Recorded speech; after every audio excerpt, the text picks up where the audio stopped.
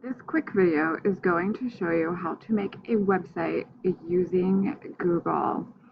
First thing you will need to do is make sure that you have a Google email address, which would be Gmail. The next thing that you're going to do is in the address bar, which is this little bar up here, you're going to type in Google Drive.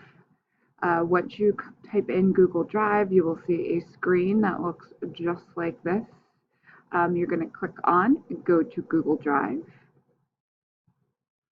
and it will take you inside your drive. This is basically like a cloud-based platform. Now, obviously, mine's going to look a little different because I use Google pretty frequently. Once you are in your Google Drive, you're going to go over to the left-hand side, and this little plus rainbow sign, you're going to hit it, and it's going to give you a whole bunch of different options. You're going to scroll down to where it says More, and then go over to the side and hit Google Sites. It will load a new tab for you. It takes a good couple seconds for it to do it. So then once you are in here, this is where you can start building your site. So let's say I am working on the Western Lowland Gorillas. I'm just going to type in my information.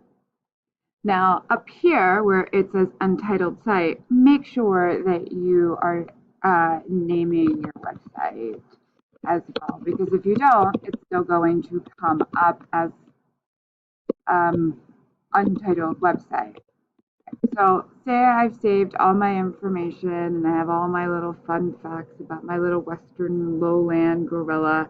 How do I get back into getting my website? So easy peasy, what you're going to do is you're going to go back to your Google Drive, and then you can come up here to this little search thing, and if you hit this drop down, it's going to ask you what type of file you are looking for.